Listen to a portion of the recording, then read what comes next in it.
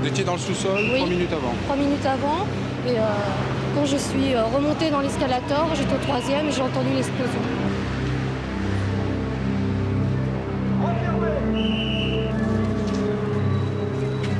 Nous sommes le 7 décembre 1985 à Paris. Noël approche, les clients se bousculent dans les grands magasins. Une ambiance festive et familiale qui va virer au cauchemar. 2 bombes explosent coup sur coup au Printemps et aux Galeries Lafayette. Le gouvernement Fabius préfère parler de l'œuvre d'un déséquilibré. D'autres comprennent tout de suite qu'il s'agit d'actes terroristes. L'enquête est confiée à la DST. C'est le commissaire Louis Caprioli qui dirige alors la toute récente unité antiterroriste. Et il est notre invité sur ce plateau. Bonjour Monsieur Caprioli, merci d'avoir accepté mon invitation. On l'a un peu oublié aujourd'hui, mais le milieu des années 80 va être marqué par une vague d'attentats sans précédent. Ça va commencer quand, très exactement? Alors, les attentats qui vont cibler la France vont commencer le 3 octobre 1980. C'est l'attentat qui est commis contre la synagogue de la rue Copernic. Et ensuite, nous allons avoir des séries d'attentats. L'attentat qui est commis, contre le restaurant Goldenberg en 82. Les attentats qui sont commis par les terroristes arméniens pour le compte des Libyens à Orly. Et là, il y a 8 morts et 50 blessés. Et puis, sans arrêt, le groupe Abou Nidal va nous frapper, d'autres organisations vont nous frapper, jusqu'à ce fameux 7 décembre 1985. C'est là que commence une nouvelle vague d'attaques. À ce moment-là, vous avez très peu d'informations? Alors sur cet attentat, si vous voulez, on s'interroge. On s'interroge sur l'origine de cette information. Alors on se doute bien que c'est le même auteur puisqu'il est passé du Galeries Lafayette au Printemps. Il a fait plus de 40 blessés. On a des idées. On pense que ce sont des organisations, bien sûr, moyen-orientales qui nous ont frappés, mais qui les désigner, on ne sait pas. Par contre, si vous voulez, on a une analyse. Et la menace qui pèse le plus sur la France, c'est une menace de l'Iran qui nous reproche parce que nous avons un énorme contentieux avec l'Iran. Et ça va être, j'allais dire, le pays qui va retenir au moins l'attention de la DST. Parce que les autres services de police ne vont pas avoir la même analyse. Quelles sont leurs motivations, leurs griefs envers la France? C'est un ensemble de griefs. L'Iran est en guerre contre l'Irak, et plutôt l'Irak qui a fait la guerre à l'Iran. Or, c'est la France qui vend des armes à l'Irak. Elle vend des avions, elle vend des canons. Et donc, l'Iran subit, j'allais dire, les attaques irakiennes. L'Iran a besoin de payer cash les armes parce qu'ils sont frappés d'embargo. Et la France a 1,5 milliard de dollars qui sont bloqués parce que le Shah voulait participer à un projet sur le nucléaire et avait donné de l'argent. Et les Iraniens, les nouveaux mollahs, demandent la restitution, on leur refuse.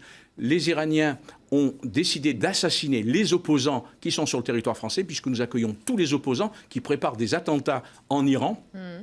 Et donc il y a un terroriste qui va tenter d'assassiner l'ancien Premier ministre du Shah, Shabouk Bakhtiar.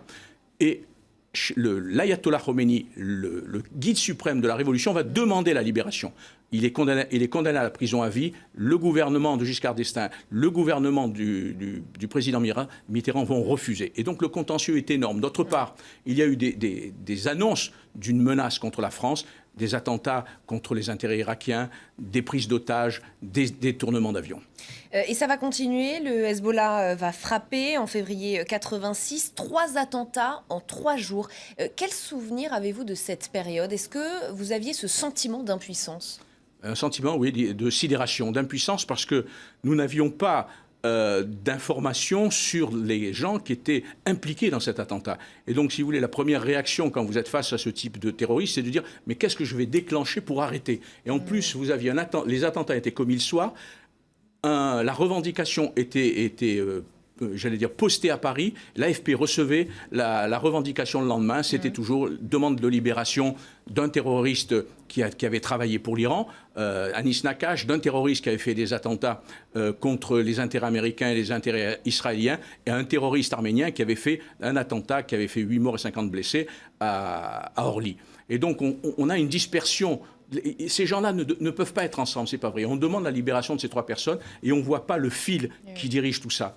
Et chaque fois que vous avez lundi un attentat, mardi un attentat, mercredi un attentat, et vous vous interrogez, qu'est-ce qui va se passer jeudi, qu'est-ce qui va se passer, qu'est-ce qui va passer le week-end dernier, et vous êtes en train de mettre des écoutes partout, vous êtes en train de solliciter les services de renseignement étrangers, les services français, vous êtes en train de solliciter vos sources humaines qui sont partout, et vous n'avez pas de remontée d'informations. Vous avez simplement des analyses. Et les analyses, nous pouvons les faire, ça c'est une chose. Mais empêcher la reprise des attentats, ça devient une angoisse, c'est vrai. Et pour ça, on n'a pas d'éléments de base. Par contre, on a, j'allais dire, fait une analyse pour décider qu'il fallait perturber un certain milieu que nous avons choisi. C'est le milieu iranien, le milieu pro-iranien du Hezbollah libanais, le milieu pro-iranien des chiites irakiens qui soutiennent l'Iran. Et est-ce que vous vous souvenez d'un climat de terreur dans la capitale, Paris frappé à ce point-là?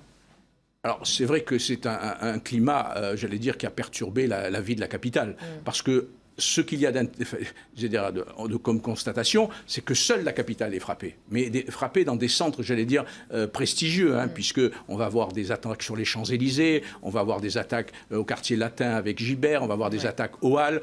Et donc, les gens prennent conscience que quel que soit l'endroit où ils se trouvent, ils risquent de mourir. Et donc là, on a ce phénomène d'inquiétude qui ne cesse de monter. L'État français va d'ailleurs tout essayer pour mettre la main sur les terroristes. Appel à dénonciation, tractation secrète, manipulation des médias. Est-ce qu'avec le recul, vous diriez que ça vous a aidé ou au contraire, ça a perturbé votre travail? Alors, vous savez, nous, notre analyse à la DST, c'était de dire, au mois de février, après les attentats, il faut faire des opérations pour perturber les terroristes, pour éviter. Et donc, on a demandé de faire une opération sur la mouvance pro-iranienne. Ça nous a été accordé avec un délai. C'est le juge Marceau qui avait en charge un des attentats. Il nous a donné une commission rogatoire. On a arrêté 60 personnes. C'est vrai qu'on n'a eu que 12 heures de garde à vue. On ne nous a pas autorisé à plus. Par contre, ce qu'on a découvert, c'est les éléments qui vont être déterminants pour le suite de l'enquête. C'est qu'on a interpellé un individu qui deviendra un an après la source qui nous permettra d'arrêter les terroristes. On a interpellé un individu qui s'appelle Masbou. C'est en fait, on le découvrira par la suite, c'est un artificier. Et c'est parce que nous avons mené cette opération que les attentats vont s'arrêter jusqu'au mois de mars. Est-ce que c'est une période qui vous fait relativiser ou pas d'ailleurs la menace terroriste actuelle?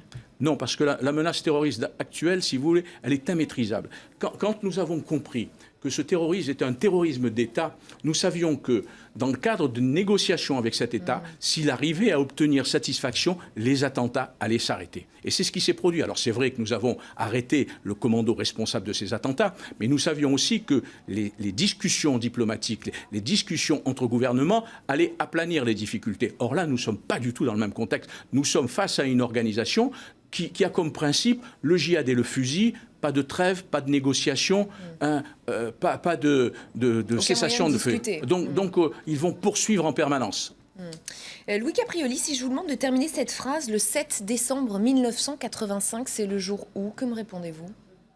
7 décembre 85, c'est le jour où je suis au mariage d'un de mes parents et aux alentours de 17h, je reçois une information me disant qu'il faut que je rentre parce que un attentat vient d'être commis à Paris. Donc, si vous voulez, c'est à la fois un moment festif et ça va être le début d'un drame puisque ce drame va continuer jusqu'au mois de septembre 1986. Merci Louis Caprioli d'avoir été mon invité dans le jour où. L'information continue sur LCI.